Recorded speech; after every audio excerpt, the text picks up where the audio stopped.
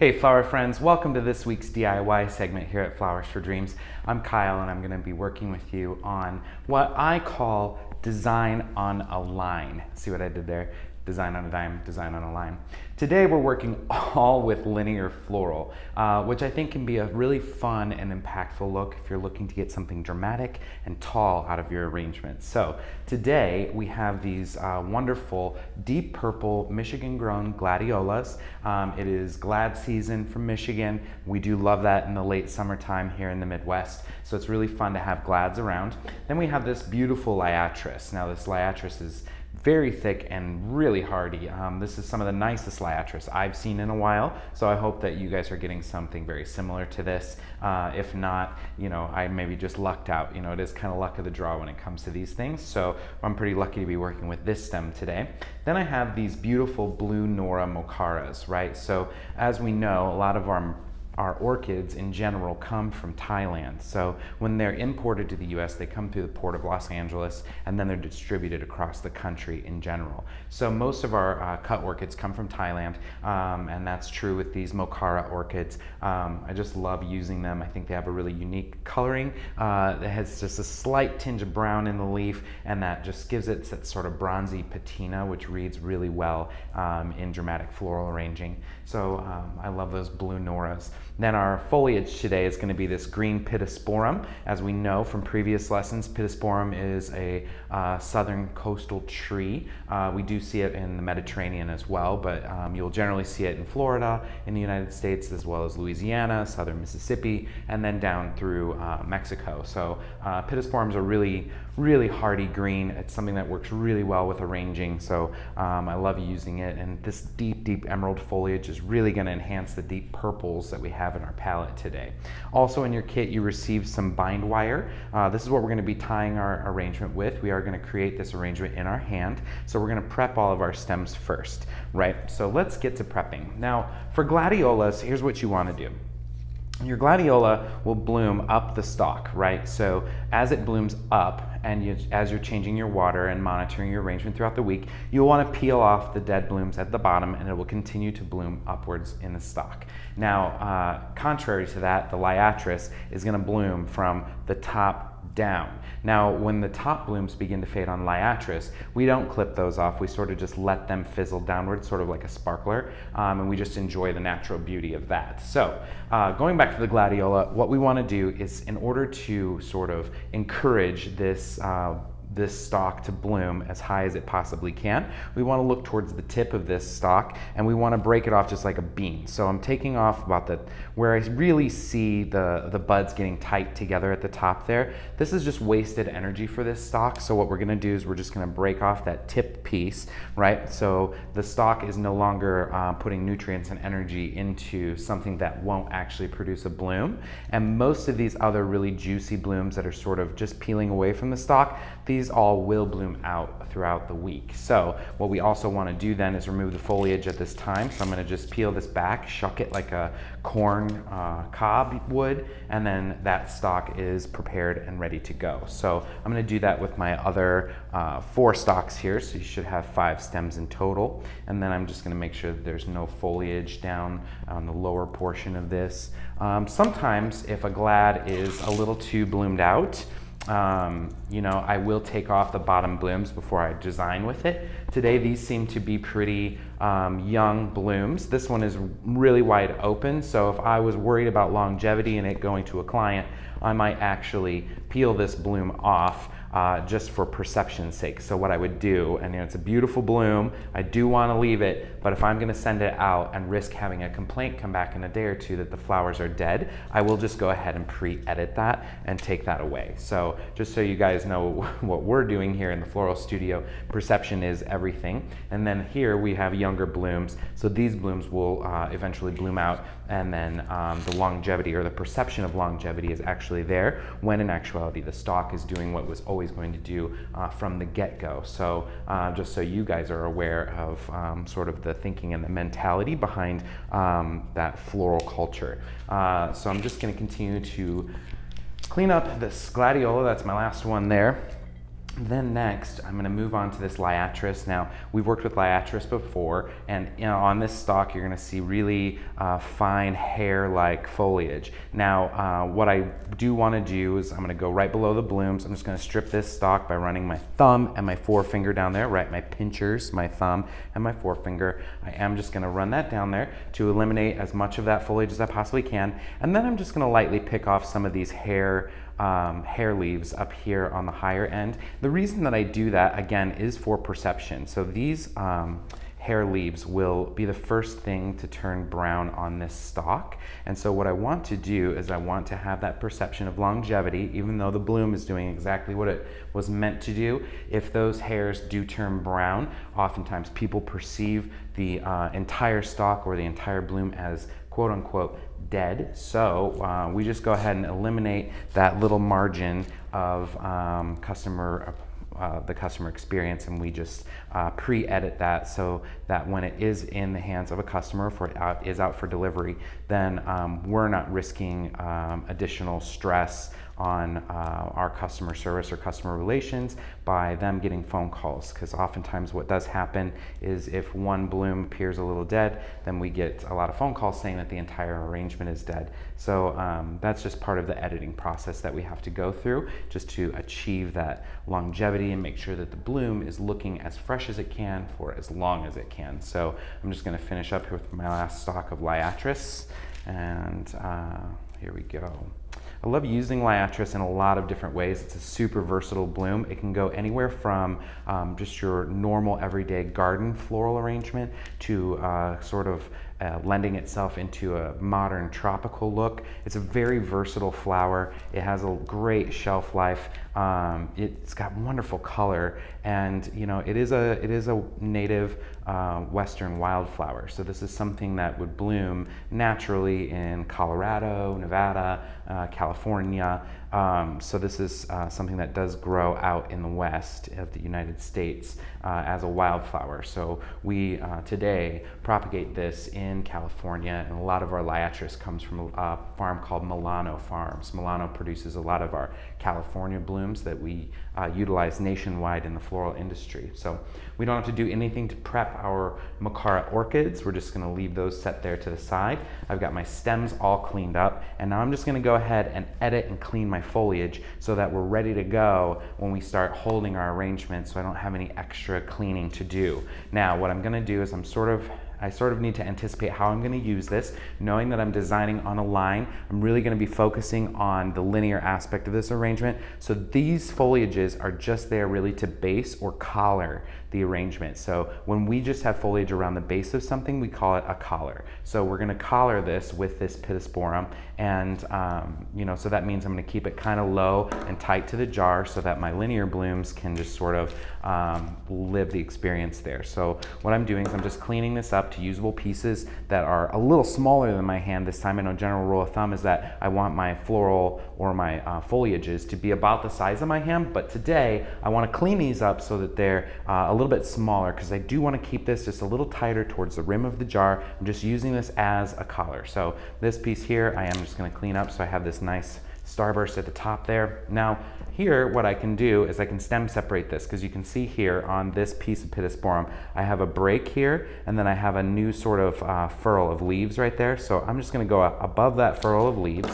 I'm going to stem separate that, so I'm going to use the top tip of this, but then I am also going to use this bottom portion, because even though it has a blunt end on it, it still has a nice foliage to it, so I can still use it to get more bulk and mass out of my foliages. Same thing is true with this piece here. I am just going to stem separate this here.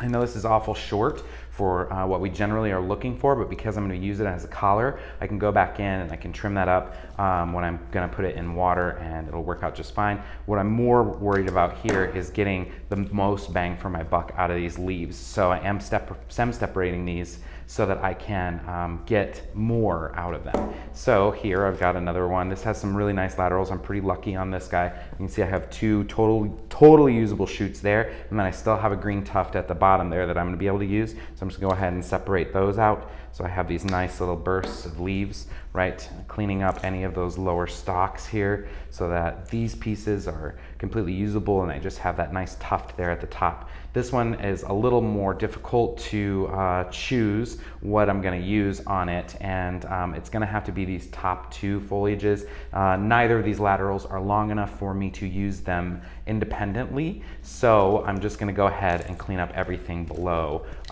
that sort of leaf line that I'm creating for myself. So I'm going to use this little branch as a fork. So here we go. I've got those cleaned up to about the right size there. So now that I have this foliage all nice and assembled here, cleaned, ready to go for my design, I'm going to begin with my Liatris. The reason I'm starting with my Liatris is that because if I'm examining the shapes, sizes, and heights of what I have going on here, this Liatris is really, really beefy.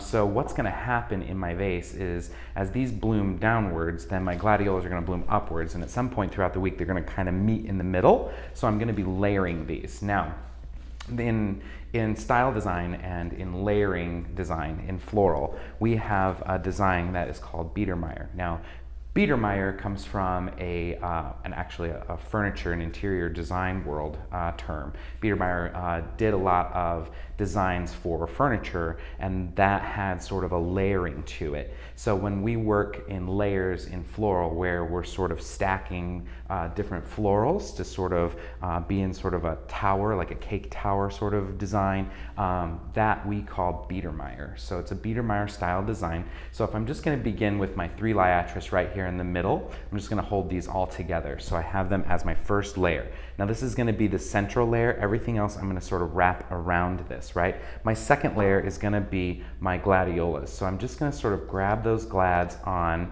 and just sort of face the blooms outward. So here I am just sort of, I need to clean this guy up because he's not quite consistent with the rest of them. So I'm going to pull that bloom off. I'm just going to continue to sort of assess that. I'm going to pull that one off too, so I can get these to a uniform shape and height right there. And then I'm just going to continue to sort of add these around my Liatris, right? So I'm going to turn this, so I have my 3 right there, and I've got 2 for the back side. So I'm going to continue to add these on. Now, what I'm doing is I'm sort of holding these, and you can see I'm beginning to spiral them around that central portion. So do you see how the stems are sort of laying at a slight angle, just sort of spinning around this? That design method is called spinning.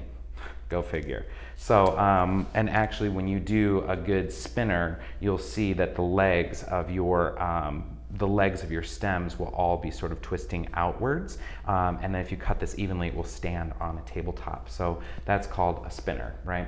So if I'm designing roses in this way or anything, if someone refers to it as a spinner, then you know what they're talking about. So at this point in the design, what I want to do is I want to add my foliages. Now the reason I'm doing that is that because I don't want to get those blue noras up really tight to the rest of this purple color mass that I have going on. So I'm going to add that layer, that collar of foliage right here around the base. That way it gives me a little extra mass that I can get those blue Nora Mokaras sort of moved out away from the central spire of this linear arrangement. So I am going to begin by just sort of adding this Pittosporum right around the base, and I'm going to do it ever so gently, and as I'm adding the Pittosporum collar around here, or the green pit collar, I'm gonna continue to turn my arrangement. Now I'm keeping a grasp here with my thumb and forefinger all the way around. Right here where I'm holding it, that's where we're gonna place the bind wire in a little bit. So that's we're gonna replace the tension of our hand with the tension of this bind wire, right? So I'm just gonna continue to grasp and turn so I can get a new perspective on the back side of this arrangement, right? So I'm just adding these leaves in. I'm saying I'm gonna grab this with my right hand, continue to hold it with my left. Now if you're left-handed, it would be vice versa for you. So what we're doing here is I'm just lightly grabbing and twisting and re-grasping it. So I'm not releasing that tension. I'm making sure that I'm keeping my stems right where I want them to be. I can usually get like 2 or 3 insertions of greenery in when I turn it. So I am going to turn this again. You can see that this is really shaping up nicely to have a beautiful collar here. I'm just going to continue to add these pieces in, grasp and turn. And I'm gonna get it just a little bit further around there. So you see what I'm talking about? I have this nice greenery collar here around the base. It's really elegant, very clean look. This is just something that's really nice and fun, and it's something that has high control. So if you're sort of a control freak, this is exactly the type of design that you're gonna gravitate towards. It's something that really has a lot of control happening. Now see what I've done there is I accidentally loosened up my hand and my stem shifted a little bit, which is okay. I am not mad about the shape that's going on, so I'm gonna be just fine with that. Now, next up, I'm gonna use my blue Noras. This guy's a little bit low for me, so I'm just gonna crack that bloom off. Now I'm gonna insert those blue Noras at that 45-degree angle that we like to do, right? So I'm just gonna take that, I'm gonna wiggle it in just a little bit into the leaves on the side here, but you can see how I'm getting that extra spacing from those Noras because I have that collar of Pittosporum in there. So I'm just gonna go ahead and do this on the other side. You might have to loosen up your grip just a little bit to get it to kind of start to slide in there. So I am just gonna sort of continue to add these blue Noras, and then right here on the back side, I'm gonna add my third one, right? So I'm just gonna continue to slide that in at that 45-degree angle, and then I'm just gonna reevaluate sort of what happened. Now you can see in my hand when I was talking, I took my eye off the ball and I loosened up my grip enough for my Liatris to slide out to the side. But because we're working sort of